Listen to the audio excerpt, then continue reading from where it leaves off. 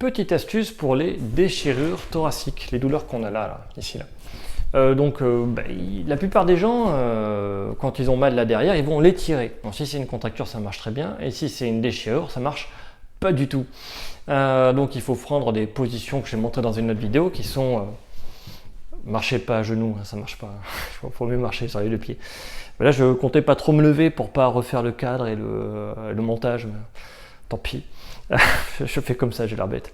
Donc il faut être en extension rotation, voilà ici. Et quand je suis en extension rotation, c'est-à-dire en fermeture du côté où j'ai mal, que ma plaie elle est fermée, elle est raccourcie, je vais pouvoir cicatriser. Mais le problème que vous allez avoir, c'est pour dormir. Donc je vous montre la position qui correspond pour dormir. Si je me suis déchiré ici, là, pour pas avoir mal. Allez voir l'autre vidéo si vous voulez plus de détails. Hein. Je ne vais pas toujours me répéter. Hein. Donc pour dormir sans douleur, moi ça, imaginez, c'est mon coussin. Donc je suis ici. Je garde ma fermeture quand je m'allonge. Hein.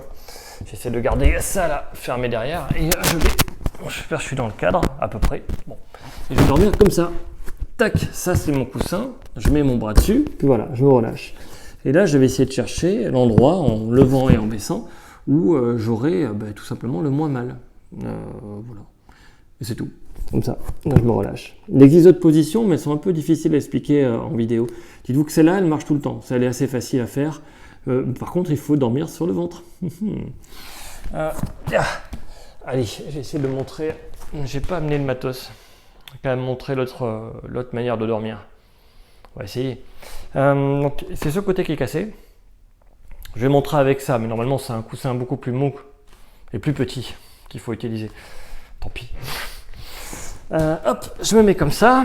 Donc là, je vais essayer de dormir sur le dos et je vais essayer de mettre en fermeture mon côté douloureux. Voilà, pareil, c'est compliqué, il ne faut pas faire comme j'ai fait. Là, je suis en hyperflexion, je vais avoir très mal. Hein. Donc, hop, je mets ça derrière, juste en dessous de ma douleur, ici. Et hop, je vais aller avec les jambes par ici, avec le corps par là.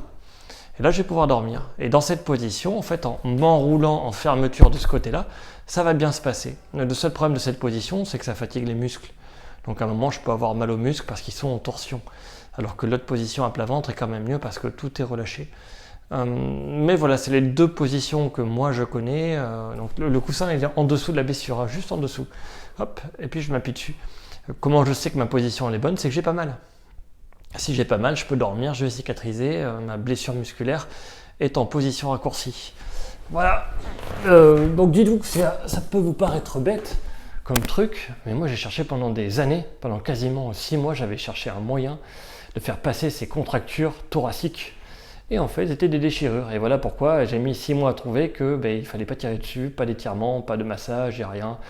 2 à 4 jours de position de repos. 2 semaines de reprise progressive, avec du repos relatif, et après 4 semaines à muscler comme un idiot et à tirer comme un idiot, et à 6 semaines, on est en forme. Voilà. Je vais peut-être montrer l'étirement pour après, celui qui permet de récupérer sur le dos.